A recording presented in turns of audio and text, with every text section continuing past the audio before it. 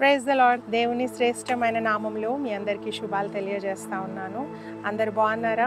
దేవుని కృప మీకు తోడైండను గాక. ప్రియ సహోదరి సహోదరుడా, వివాహ బంధంలో ట్రస్ట్ అనేది చాలా ప్రాముఖ్యమైనది. వివాహ బంధము నమ్మకముతో కట్టబడతా ఉంటుంది. ఒకరిపైన ఒకరికి నమ్మకం ఉండాల.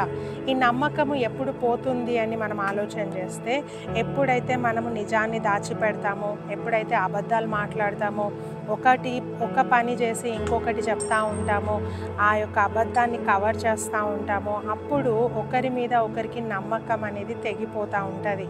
అండ్ దానివల్ల ఎంతోమంది ప్రస్తుత కాలంలో చూస్తే చాలామంది డైవర్స్ తీసుకుంటా ఉన్నారు, విడిపోతూ ఉన్నారు, బంధాలు తెగిపోతూ ఉన్నాయి. కారణం ఏంటంటే అబద్ధాలు చెప్పడము. సో అబద్ధం ఆడి ఒక్కరోజు మనము నిజాన్ని కవర్ చేయొచ్చు.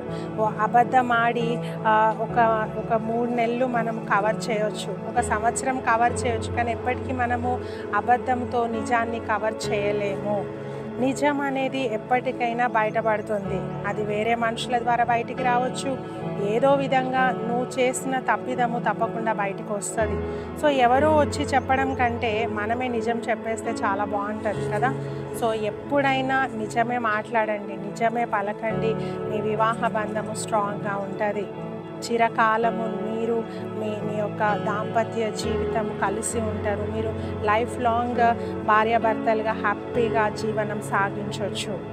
సో ఎప్పుడు కూడా అబద్ధాలు చెప్పకండి, ఎప్పుడు కూడా అవతల వ్యక్తిని మోసం చేయకండి. ఏ లైఫ్ పార్ట్నర్ అయినా తన లైఫ్ పార్ట్నర్ తనకు నమ్మకంగా ఉండాలని కోరుకుంటారు, కానీ మోసం చేసే వాళ్ళు ఉండాలని ఎవరు కోరుకోరు కదా. సో నమ్మకంగా ఉందాం, మనము దేవుని యొక్క బిడ్డలమని పిలువబడదాం, క్రైస్తవులము అని పిలువబడతా ఉన్నాము. అదేవిధంగా మన ప్రవర్తనలో కూడా క్రీస్తుని అనేకులకు చూపిద్దాం. వాక్యం చెప్తా ఉంది, ఎఫెసీలకు రాసిన పత్రిక 4:25, మీరు అబద్ధాలు చెప్పడం మానేసి మీ పొరుగు వారితో నిజం మాట్లాడాలి. హల్లెలూయా. ఒకవేళ ఇంతవరకు అబద్ధాలు మాట్లాడుతూ ఉన్నామేమో, నిజాన్ని కవర్ చేస్తూ ఉన్నామేమో, అదే హ్యాబిట్గా మార్చుకున్నామేమో, అలవాటు అయిపోయిందేమో.